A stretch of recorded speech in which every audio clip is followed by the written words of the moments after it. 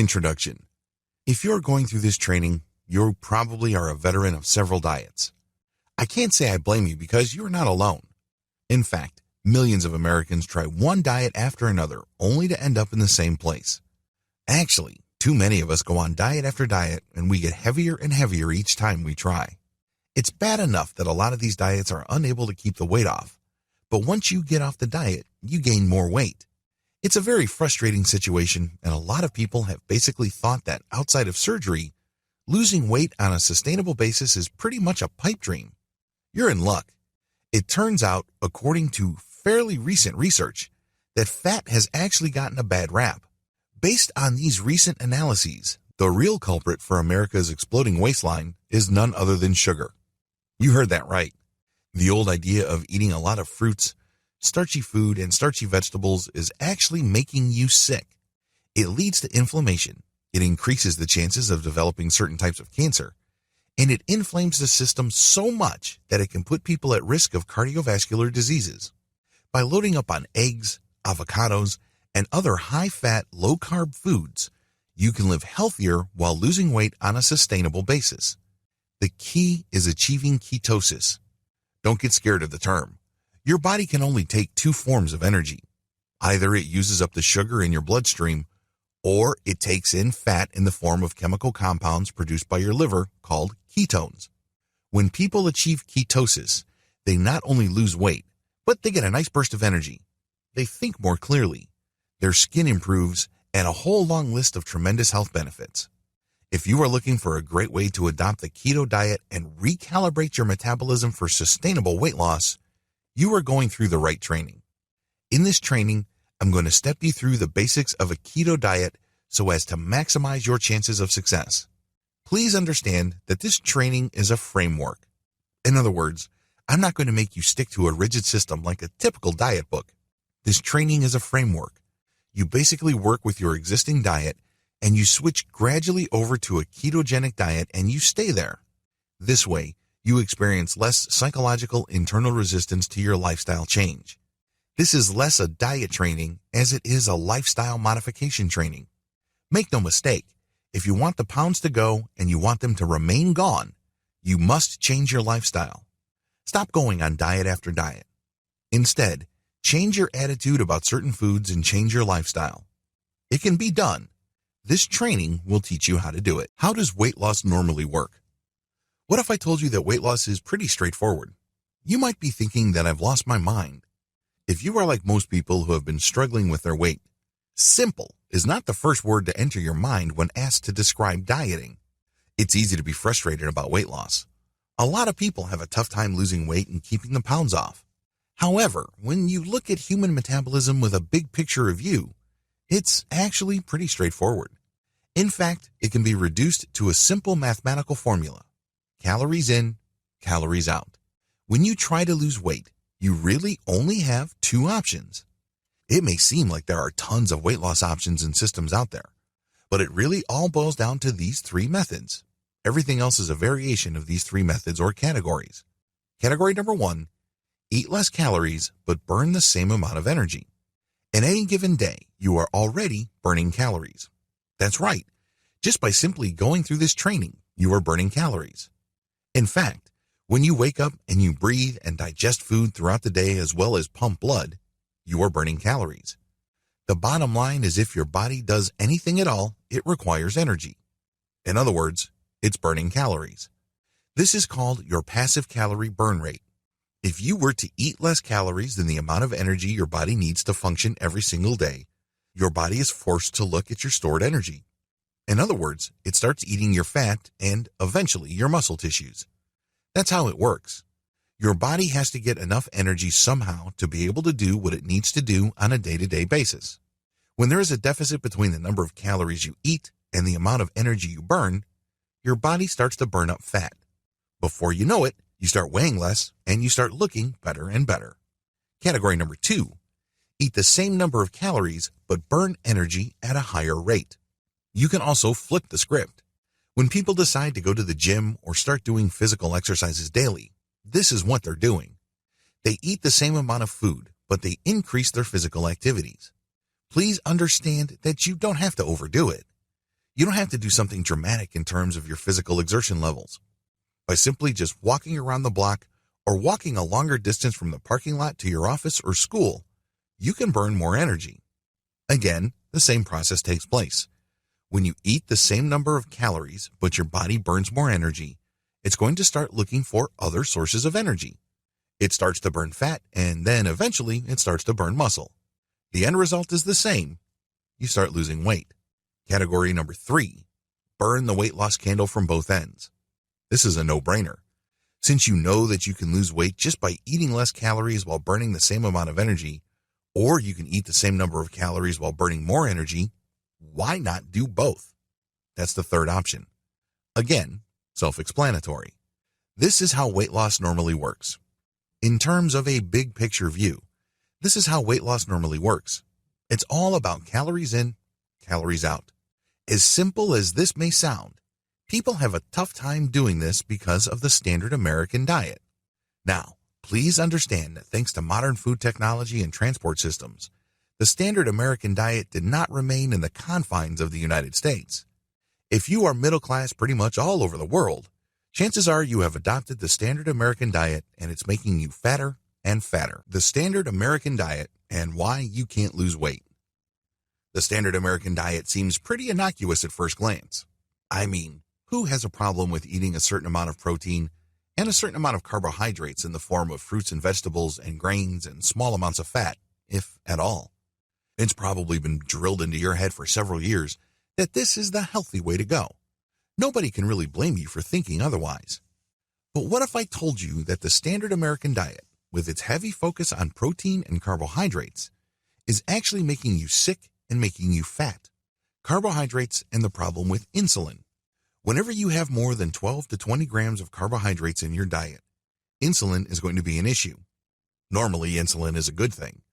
Insulin, after all, is the hormone that unlocks your body's cells so it lets sugar into your bloodstream. Once your cells absorb the sugar, it then converts it into energy. Well, here's the problem with insulin. It has a dark side. When insulin is in your system, your body uses blood sugar for fuel. This means it's not burning fat. In fact, insulin has the effect of locking your fat cells so none of that energy gets out. Your body is blocked from using fat as energy. That spare tire you're walking around with will remain with you until and unless you deal with insulin. Reduce insulin and your body starts burning fat for fuel. It's that simple. The problem is the standard American diet has so many carbohydrates that people start suffering from the excesses of insulin.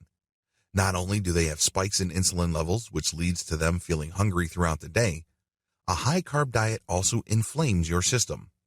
The truth about fat loss.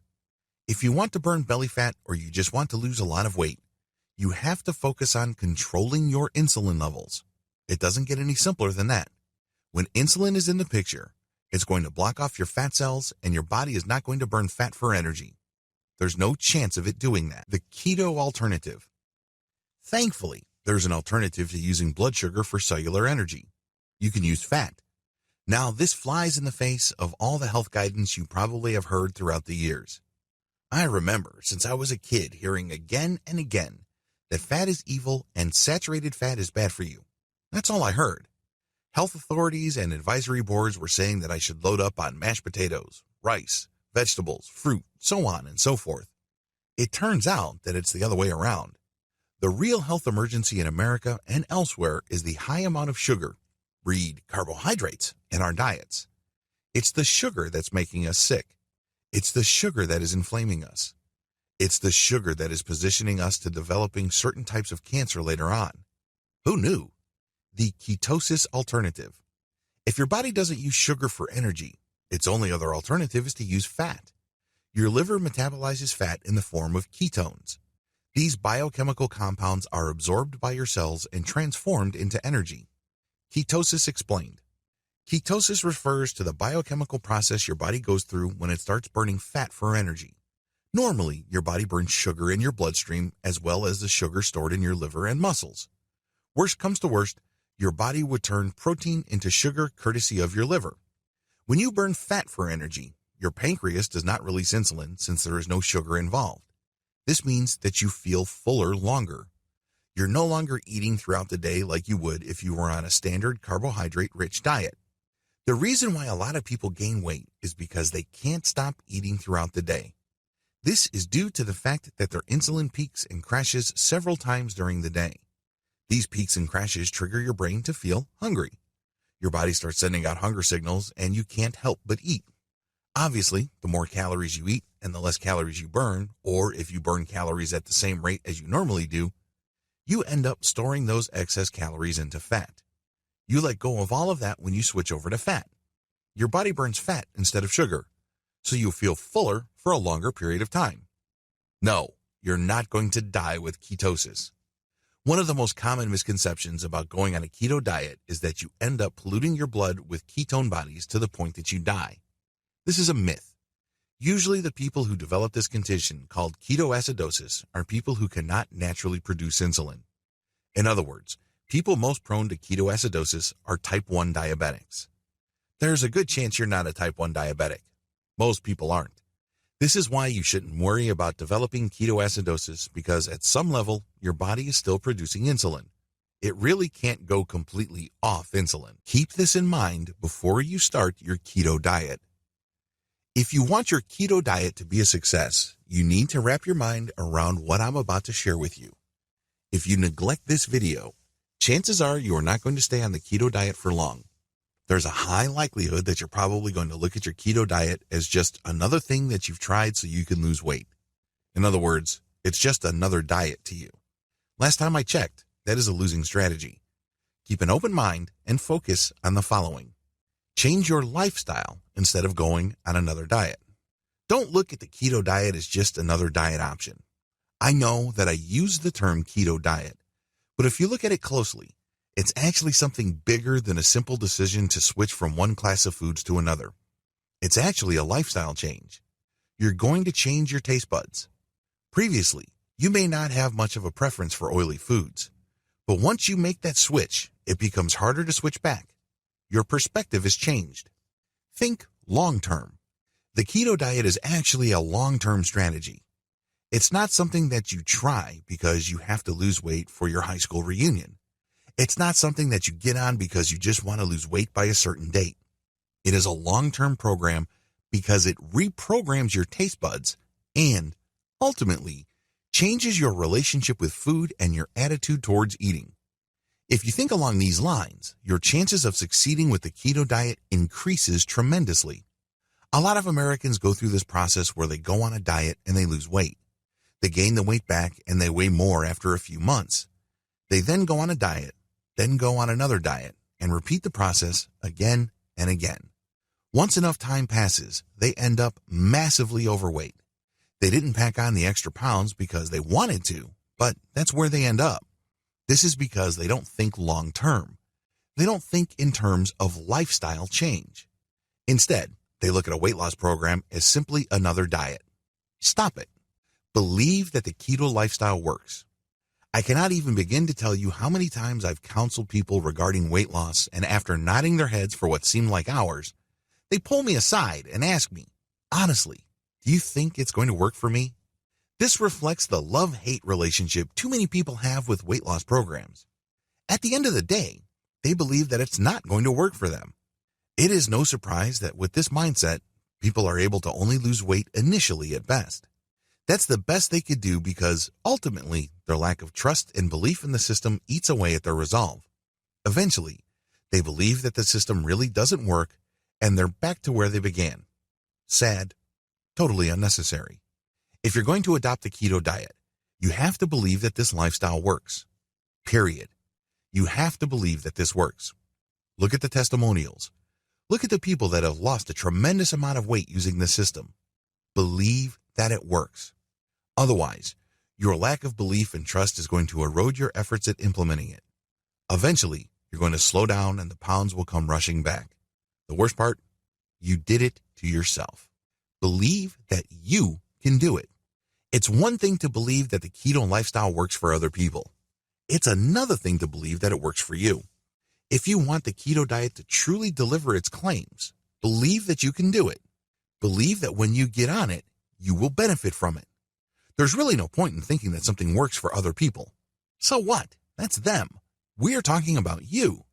So make sure that you believe that this can work for you. The good news is if other people can do it, why can't you? Are you any less entitled to losing all that weight? Can't you benefit the same way as other people? Don't think, for whatever reason, that you're unique and special and cannot lose weight through systems that benefit other people. Believe that you can make it work. The bottom line, if other people can do it, you can do it too. As the old saying goes, the proof is in the pudding. If other people can do it, why can't you? All these keto testimonials, as well as the personal before and after pictures that you see all over the internet involving the keto diet, they're absolutely true. They work for people. Keto was working yesterday. It's working today. It will continue to work in the future. Now the question is, are you going to look at what happened to those people and accept that it can also happen to you? If you have a tough time believing that you can achieve what other people have achieved with the keto diet, then you just have to admit that you're giving yourself excuses not to try. That's the bottom line. You're coming up with one justification after another and one excuse after another not to try. That's what's really going on. Get your mind right before you start your keto diet. You need to go through all the steps above and everything must line up. If you don't get into this with the right mindset, chances are you will end up sabotaging yourself. There's a high likelihood that you will eventually stumble, lose motivation, and go back to your old eating patterns. I understand that you're frustrated with your weight. I understand that you want to change. But no change is possible until and unless you change your mindset. In this video, I've laid out the mental changes that you need to go through so you can tackle the keto diet with the right attitude. Keto diet step number 1. Displace, do not replace. One of the most common problems I've seen people run into again and again with diets is they use a scorched earth policy. For example, if somebody is loading up on starch, they basically replace all the meat and all the eggs and fatty food they have been eating with just starch. They have this black and white, either or, all or nothing mindset. Now, you may be thinking that this is a good thing. You may be thinking that this indicates commitment and a firm decision to make a change. That might be true. The problem is when you go through such an abrupt change, your body starts to push back. At first, it's not all that noticeable. But eventually, your mind and your body start pulling you back to your old eating habits. You have to understand that we're all creatures of habit. We've grown accustomed to certain things. We adopt certain lifestyles because they meet our needs at a very deep level. Your weight and your eating patterns are reflections of your personal habits. As you probably already know, changing habits is not very easy. It's definitely not something that you take on lightly. It is no surprise, given this background, that a lot of people who just abruptly change their diets end up going back to their old eating patterns. All that weight that they've lost initially in the early stages of the diet come back. Worse yet, people get heavier. They end up in a worse place. This is due to the fact that they triggered their system for a serious backlash later on. Just because it didn't happen when you switched over to your new diet doesn't mean it's not going to happen. It's like trapping heat in a volcano. It's only a matter of time until that volcano blows its top. This is exactly what happens to a lot of people switching from one lifestyle to another and one diet to another. It doesn't matter whether you've adopted the paleo diet, the South Beach diet, the Atkins diet, or any other kind of weight loss program. Eventually, you go back to your old eating habits. The number one reason why people cannot sustain their new diet. Why do people end up where they begin? The most common problem with diets is that people choose to replace instead of blending in new ingredients. For example, if you used to eat a lot of rice, mashed potatoes, white bread, pasta, and other starchy staples, you probably would want to clean out your pantry once you switch over to a paleo or other high-fat, low-carb diet. This is a common tendency with a lot of people adopting new diets. They simply just want to turn their back on their old eating patterns because they can see the benefits the new diet brings to the table. They've seen before and after pictures of people losing a ridiculous amount of weight. They can see how good people look after shedding all that fat. They can't wait to just stop what they're eating and eat new food. I understand why people are excited. I was excited too. But after seeing myself in worse shape after my diet than when I began, it dawned on me. I began to realize that the reason why I keep coming back to where I started is because I sought to replace all my food choices. I used a scorched earth policy. I would go from eating fruits and vegetables to eating only eggs, avocados, and other fatty foods. After all, I've gone keto. You can say the same for paleo and other diets out there. The problem is this is not sustainable. I was only able to stay on the keto diet when I started to displace food items. What does this mean? Instead of replacing high-carb items on my meal plans, I added high-fat items to my diet. Eventually, I started to lose my taste for high-carb foods. They got displaced by more and more high-fat items on my meal plans. Add, do not subtract. Displace, do not replace. It's all in your head. Remember, the reason why you are displacing and not replacing and adding instead of cutting out large chunks of your meal plan is because you're trying to work with your psychology. When you start taking out dishes from your meal plan, your mind starts feeling left behind. Deep down inside, you start to feel that you're denying yourself. You feel like you're losing something. I'm sure I don't need to remind you that one of the most powerful human impulses is the fear of loss or getting left behind. This is the reason why people who live in certain neighborhoods automatically get the urge to buy the same car as their neighbor once their neighbor rolls around in a new set of wheels. I've seen this happen quite a bit. It only takes one neighbor to buy a new top-of-the-line Mercedes-Benz or BMW to get other neighbors to want to buy the same kind of car. The same applies to clothes. The same applies to food and lifestyle. We don't like to get left behind. We don't like to feel like we are denying ourselves. This is exactly the kind of mindset you trigger when you choose to replace certain food items from your diet on a wholesale basis. Don't do it. Instead, keep adding ketogenic meal items to your diet. Eventually, you will reach a point where your taste buds have switched over to a fat preference. You're no longer craving sweets. You no longer feel like you can't go a day without carbohydrates. That's when these carb items start dropping from your meal plan. However, it has to take place gradually. You can't force it. Focus more on ketogenic meals. As you get used to eating keto-friendly meals, your taste buds begin to change. At first, it may seem like it may be hard going for you. After all, who can eat eggs day after day? If you're like most Americans, you probably don't really have much of a craving for avocado on a daily basis.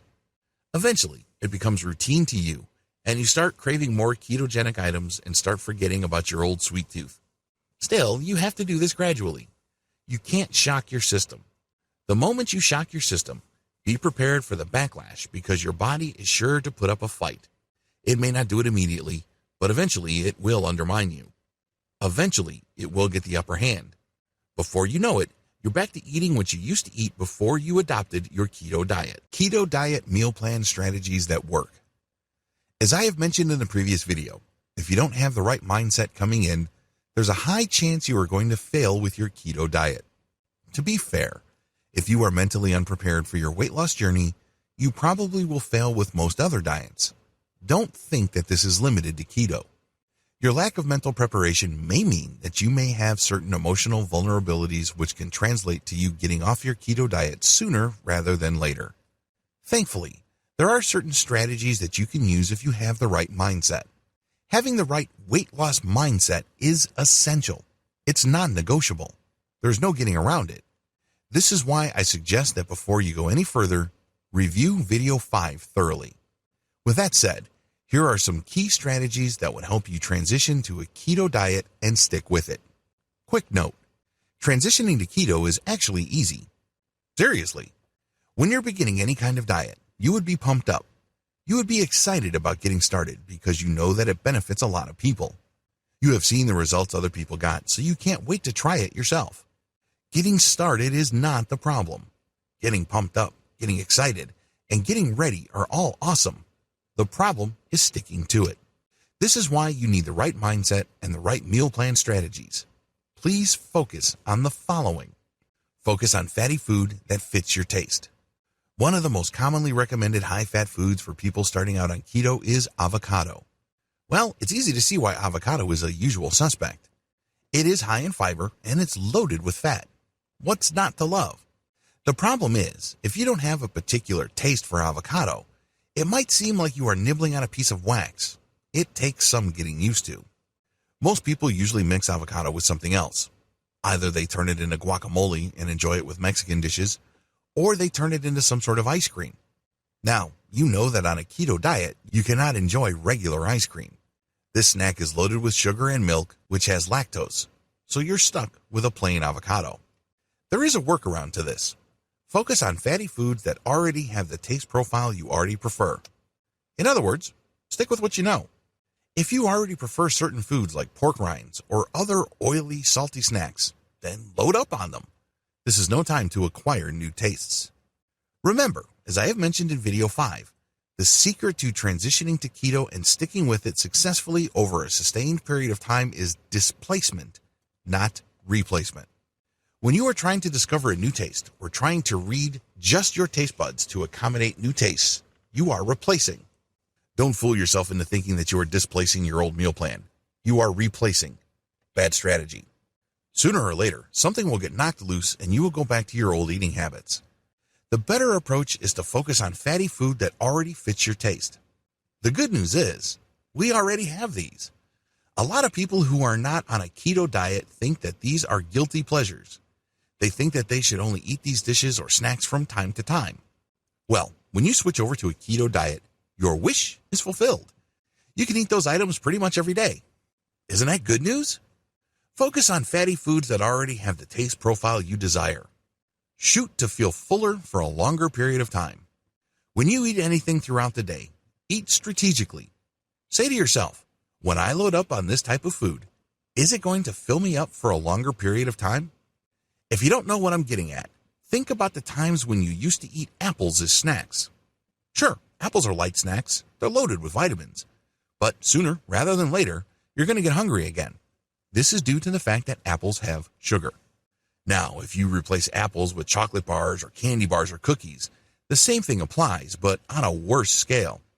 You find yourself snacking throughout the day because of your blood sugar's roller coaster ride. Once you switch over to a keto system, be strategic about what you eat. When you displace that apple with, let's say, a teaspoon of cream cheese, you feel fuller longer because the oil in your system is processed by your body differently. Your body sends different hunger signals to your brain and vice versa when you're eating fatty foods. This is why it's crucial that you be as strategic as possible in your snacks. Instead of just grabbing anything to snack on, eat macadamia nuts. Those things are loaded with oil and your body can definitely tell. You feel fuller for a longer period of time. Eventually, cut out all soda. By all, I mean all. A lot of people are thinking, well, I can go on a keto diet and cut out regular soda and hang on to diet drinks. These are soft drinks that are advertised as 0 calories. Well, first of all, they are not 0 calories. Under U.S. labeling guidelines, they contain few enough calories that they can be passed on as 0-calorie drinks, but they are not 0 calories. Also, recent studies have shown that people who drink diet colas actually have a shorter life expectancy. I know, it's shocking. It definitely shocked me. In fact, I got so stunned I swore off all sodas across the board. It doesn't matter whether they are regular soda loaded with sugar, or high fructose corn syrup and other nasty junk, or they are the 0-calorie or low-calorie variety. I'm completely off them, and I suggest you do the same. I understand that if you drink a lot of soda, it's going to be very hard to go cold turkey. Believe me, I can empathize. It took me a few false starts myself to finally get off the soda train. This is why it's a good idea to follow one of the principles that I have laid out in video 6, displace, do not replace. In accordance with this piece of advice, eventually cut out all soda. The key here is eventually. This means that you have to start today. It doesn't have to be bold. It doesn't have to be dramatic. You're not trying to impress anybody. You're not trying to be a hero. But you have to start today and gradually cut down. If you do it gradually, it's actually much easier than you care to realize. But if you were going to go cold turkey, that's going to be a little bit of a problem because of the dynamics that I described earlier in this training. Your body will put up a fight. Your body is used to doing things a certain way. Your body has grown accustomed to certain patterns, and believe me, it's going to push back. Sooner or later, you will find yourself doing the same things as before. Before you know it, you will be eating the same stuff as before. So don't do things that way. There's no need for some sort of black and white change. Again, you're not trying to impress anybody. You're not trying to put on a show. Instead, you want to adopt something that will stick. Eventually, cut out grain-based snacks. Let me be completely honest with you. One of the biggest hassles with adopting a keto diet involves snacks. A lot of the snacks available out there are grain-based. It doesn't matter what you're into. Maybe you're into corn chips, corn flakes, puff snacks, rice cakes, potato chips, the whole 9 yards. When you look at the common laundry list of snack items in the United States and elsewhere, they have one common denominator for the most part. I am, of course, talking about grains. It doesn't matter whether that grain is rice or corn, or it involves a starchy vegetable like potato. They're all loaded with starch. They're all off limits to you if you switch to a keto diet. This is why it's a good idea to eventually cut down on grain-based snacks as you load up on fatty nuts like walnuts or macadamia. Peanuts are off limits. Peanuts are not going to get you where you want to go as far as your keto diet is concerned. Stick to high-fat bombs like macadamia and walnuts. This is a little bit tricky because normally macadamia nuts and walnuts are often packaged with chocolate or something sweet. You're going to have to make the adjustment to these nuts in their pure form.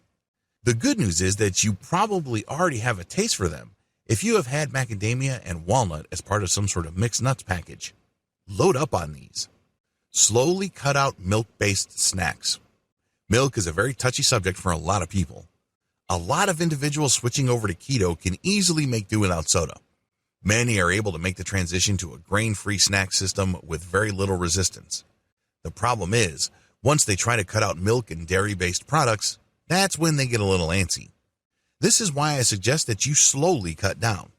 I'm not talking about eventually. I'm not talking about a fast withdrawal system, but just slowly cut out milk-based snacks and meal items. It really all boils down to pacing yourself in line with your changing tastes. This is definitely not something that you can rush. Keep the meal plan strategies above in mind. Make sure you try all of them. If you're having a tough time with one, keep at it. Again, there's no need to be a hero. There's no need to just take one giant leap. You're not going to prove anything to anybody. What's important here is that you're able to stick to the changes that you have made. A little bit of incremental change can go a long way. Some people adjust very quickly. Others need a little bit more time. Just figure out which one you are and just stick to the plan of action. Eventually, your body will get used to it. Eventually, your taste buds will adjust. Wind down on carbs. By this point, you have gotten used to eating keto foods. Again, we are displacing, not replacing. The focus here at this point is to highlight the keto items in your meals. Think of it this way. You're in a big space. It's dark. And then there's a spotlight. There are several food items in the middle of the space.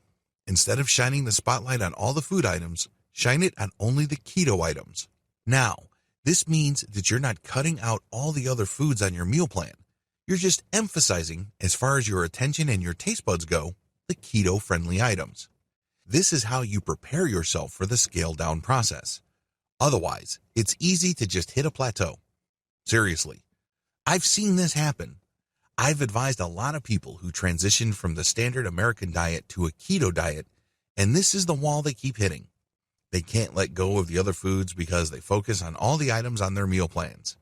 You have to start looking forward to the keto items. You have to start celebrating their taste profiles. Get yourself excited about these foods more than the diet. This is a key change in your mindset because a lot of people who are pumped up about the keto diet are pumped up about the weight loss. Let's be completely honest here. They couldn't really care less about the taste. A lot actually have misgivings, but they are excited about finally getting rid of that nasty spare tire they've been lugging around in their midsection since what seems like forever. Believe me, I understand where these individuals are coming from. But until and unless you get excited about the food itself, instead of the diet, or what you could get from the diet, you're going to have a tough time. There, I said it. Sure, you may lose quite a bit of weight. It may seem, at least from the outside, that you're doing well, but eventually something will get knocked loose. It's only a matter of time until you go back to your old eating patterns because you focus on all the items in your meal plan. Unfortunately, not all of them are keto-friendly. This is why it's really important to get used to eating keto foods and highlight them or focus on them more when you eat. When you're looking forward to your next meal, get excited about the keto food items. Do this for several days, if not weeks, and then you will be ready for the scale-down process. Start to scale down your carb intake dramatically. Please understand that your goal here is to trigger ketosis using diet. This involves a transition phase, but eventually you must be fully ketogenic. In other words, at a certain point in time, you must flip over to using fat as your main energy source instead of sugar. This is the point where things get real with the keto diet. All the previous videos that I've walked you through prepare you for this point in time. This can only happen when you start to scale down your carb intake dramatically. How come? As I've mentioned in a previous video, if insulin is in the picture, you're not burning fat for fuel. Seriously, it really is that simple. If you eat more than 12 to 25 carb grams every single day, your body will be producing insulin and you're mostly burning sugar throughout the day for energy. At this point in time, you're going to have to scale down your carb intake dramatically so you can get below the 12 to 25 gram maximum daily carb intake threshold. Thankfully, there are 2 wonder foods that you can rely on to get you there. Your keto wonder food number 1, eggs. I don't know about you, but I've always had a softness for eggs. They're compact, they're pretty straightforward, they're definitely easy to prepare, and they're loaded with nutrition. Eggs are packed with all sorts of vitamins and nutrients, and they don't really pack much calories on a gram per gram basis. Did you know that Weight Watchers no longer gives points for eggs? If you don't know the Weight Watcher system, when you eat certain foods, you're given points, and you can only eat so much food until you hit a certain point threshold. If you go over that maximum point threshold, you're going to gain weight. If you eat below it, you lose weight. For the longest time, Weight Watchers was giving eggs points. Well, they've wiped those points out. Now you can basically eat quite a bit of eggs. This is in keeping with recent research that shows that eggs are not bad for you. For the longest time, eggs were demonized in the United States and elsewhere as these cholesterol bombs. Well, it turns out, after decades of research, that it's sugar that is making us sick and not fat. Not eggs. And definitely not dietary fat. Interesting how things change, right?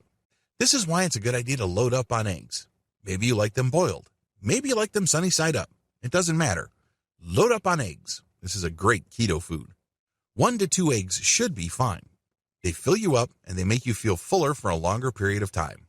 Your keto wonder food number 2, avocado.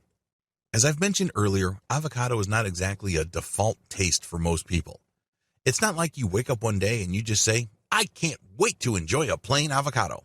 That rarely happens. Either you eat avocado in the form of ice cream or you turn it into guacamole. But as a fruit by itself, added into a salad of greens, that takes some doing. It definitely takes some getting used to. But if you really want to take your keto diet to the next level and scale down your carb intake dramatically, load up on avocado. It's loaded in fat, but it also has dietary fiber and is loaded with vitamins. It's really good for you.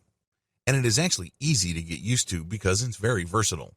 You can mix it with all sorts of greens. You can mix it with egg. It's good stuff. Your keto wonder food number 3, cauliflower. I include cauliflower here knowing full well that it does have carbohydrates. This is why it's a good idea to use moderate amounts of cauliflower. Maybe you can prepare it once every other day or a little more frequently. I include cauliflower here because a lot of us veterans of the standard American diet are used to eating a significant amount of carbohydrates every day. In my case, I used to eat a lot of rice. Cauliflower saved my life as far as my keto diet goes. Why? Instead of loading up on brown rice, red rice, or plain steamed white rice, I make cauliflower rice. You just grind it up and then you fry it. You can turn it into fried rice, or you can serve it plain, fried, or sautéed. It is roughly the same consistency as rice, but it's loaded with protein instead of carbs. Of course, you should only eat a moderate amount of protein daily. You can't go overboard with protein because, as I have mentioned earlier in this training, your liver actually turns protein into sugar. This is called glucogenesis. You don't want this to happen because you want to minimize the amount of sugar, regardless of its source, in your system for ketosis to work its wonders. Turbocharge your keto lifestyle results with these following tweaks. I'm not going to lie to you. Switching to a new diet can be very challenging. It definitely will take quite a bit of effort. It definitely requires a lot of focus and willpower. And if you want to stick to a diet and keep the pounds off indefinitely, you're going to have to focus on consistency. Thankfully, there are certain tweaks that would enable you to convert your keto diet into a keto lifestyle. This really is the secret to any kind of weight loss program. If you look at diet just as a means for you to lose a few pounds here and there, then chances are you're going to regain those pounds. It's only a matter of time. On the other hand, if you look at your weight loss system as a gateway or a transition point to a different lifestyle, then the weight is probably going to stay off. That's how it works. Keep the following tweaks in mind. I don't expect you to master all of these the first time you try them. Usually it takes a while to get used to them, but eventually they will become second nature to you as long as you give them enough focus and importance. Eat only when you're hungry. I can't even begin to tell you how many people eat out of obligation. I know that sounds crazy. It definitely sounds ridiculous, but it's true. I know it because it happened to me. This was my standard practice. I would look at my watch or my mobile phone and notice that it's a certain time. That's when I know it's time to eat. So, regardless of whether I'm hungry or regardless of how busy I am, I just sit down and enjoy my meal. That's a serious problem. Because if you're not hungry, you don't have to take in those calories. You can just lose yourself in your work, or you can just focus on what you're doing regardless of the time. It doesn't matter what your schedule is. If you're not hungry, you don't have to eat. This is a hard habit to break. A lot of this has to do with our upbringing. Our parents, bless them, would sit us down at certain fixed times. In my household, we were expected to eat from 6 to 7:30 a.m., and then from 11 to 12:30 p.m. Our final meal together would be from 6 to 8 p.m., depending on people's schedules. But those are the time ranges. When you've been doing that for many years, it's hard to break free. It's hard to try something new. It's as if your body clock has essentially evolved around those schedules. But there's really no rule written on granite stone that dictates that you should eat out of obligation because of time. If you want to convert your keto diet into a lifestyle that you can stick to for life, eat only when you're hungry. This is the most empowering thing you can do. You're eating to live. You're not living to eat. I know that sounds like a cliche, and it is, but it's also true. You're not eating out of obligation. You're not eating out of custom or tradition. You're not eating because that's just what I do. No, you're eating because you want to. And you should only want to eat because you're feeling hungry. Drink first when you get hunger pangs. It's very easy to just go to a drive-thru or to the nearest restaurant or even a corner grocery store and buy some ready meal when you feel hunger pangs. After all, you are hungry. You're doing something to take care of the hunger as soon as possible. I get that. That's what most people do. The problem is, the hunger that you're feeling may not linger for long. Those hunger pangs may be temporary. This is why I suggest that you drink first when you get hunger pangs. You'd be surprised as to how quickly your hunger dissipates. The secret here is to drink first. Now, don't go crazy. There's no need to go overboard. You don't have to whip out a liter of water or a gallon jug and start pounding away. No, just a small cup would do. See if it does the trick. And then have another glass. Another trick that I use is to first drink warm water. If you can get it, drink a little bit of hot water. You'd be surprised as to how much of your hunger pangs is actually just your body looking to rehydrate itself. Stick to this plan. Drink first when your hunger pangs, drink warm water first, then drink more cold water. If that doesn't do the trick, then decide to eat. Eat slowly. Once you have decided to eat, don't rush through the process. I know this is easier said than done. If you're like most Americans, you feel that you really don't have much time. In fact, if you're like most people, you think that time is a luxury. Believe me, I understand where you are coming from and I totally get you. But here's the thing. If you just blow through your meal, your mind is not going to register satiety fully. It will still be partly hungry. So what do you think happens next? That's right. You eat even more calories until you're fully sated.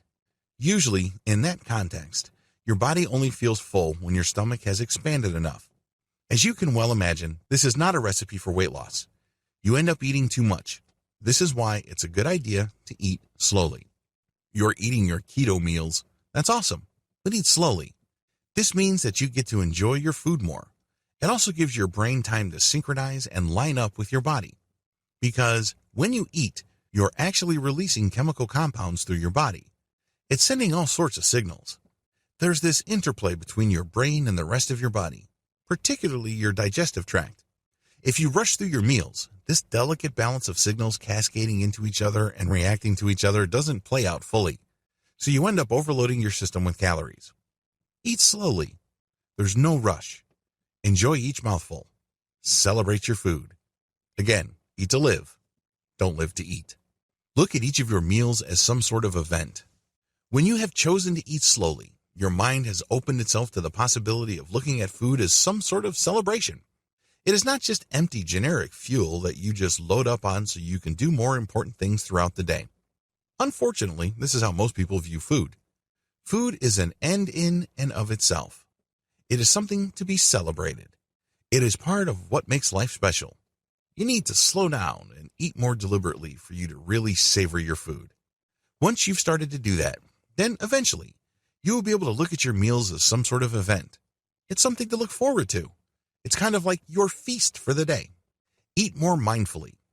Not only should you eat slowly, but you should also be as conscious of the eating process as possible.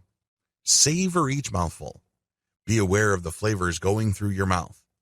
Understand yourself more fully by experiencing your food preferences in a more direct way. Different people have different tastes. Different people have different preferences. When you eat more mindfully, the meals say something about you. They say something about your preference. They say something about the textures that you like.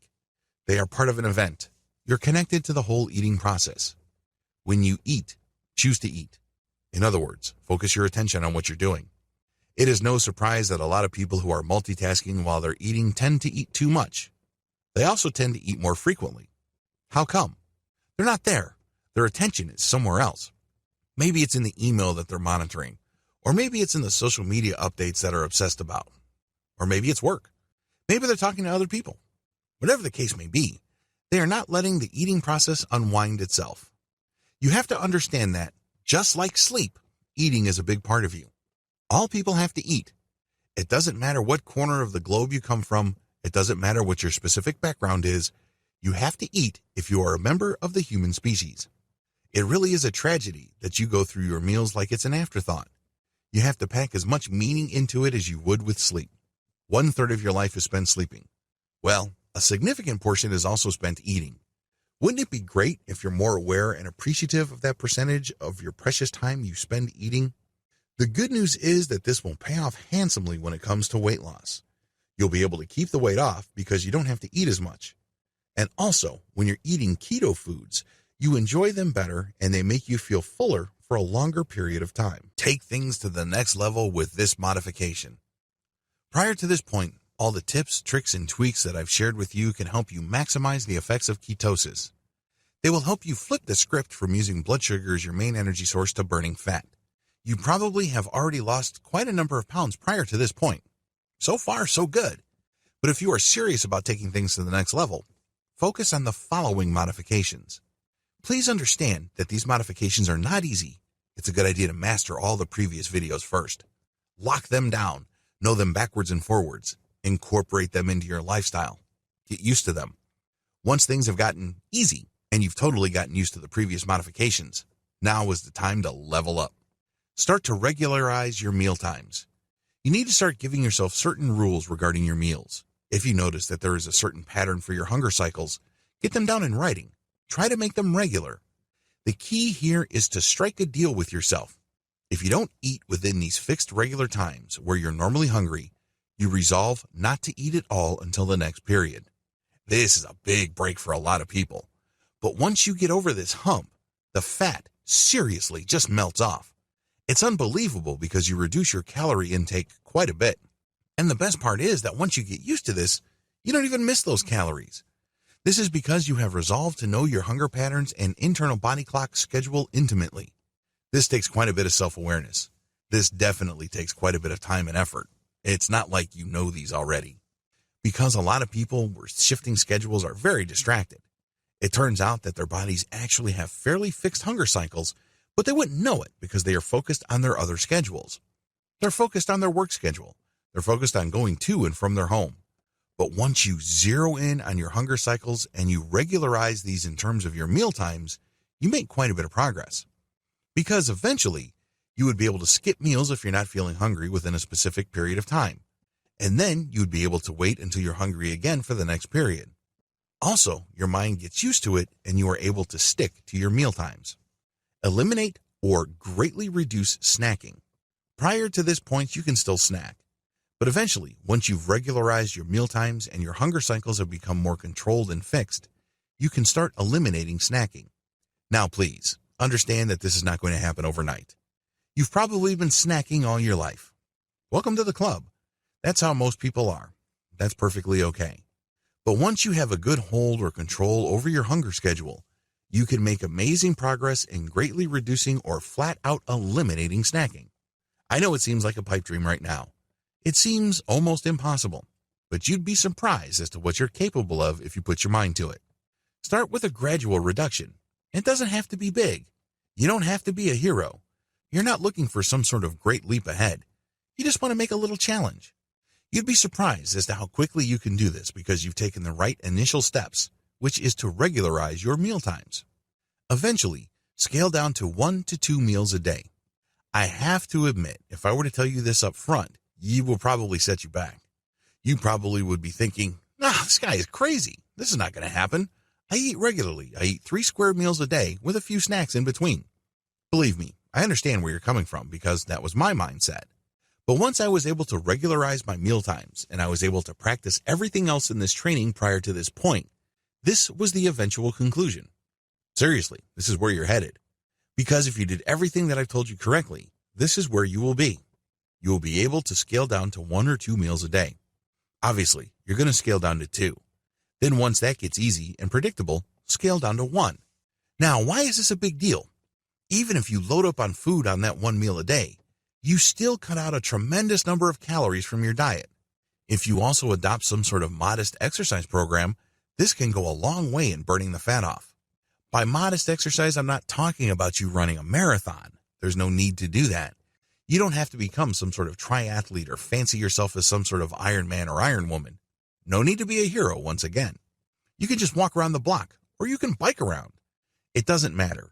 Any kind of moderate exercise is enough to tip the scales, especially that you've reduced everything down to 1 to 2 meals a day.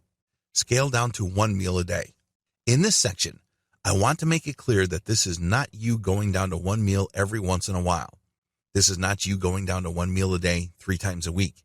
Instead, this is you scaling down to 1 meal a day as an iron rule. Now, this might seem a bit hard, and it is for a lot of people, but if you followed all the above steps, it's easier to get to this point than you can imagine. You've laid the groundwork, so making the transition is not really as abrupt and as hard as you think. What's important here is that when you decide to eat only once a day, it has to be a commitment. The deal is this. You choose to eat only within a certain time window. This is called intermittent fasting paired with a keto diet. When you make this deal with yourself, this means that if you go past the window, you're going to skip the meal. You wait until the next day.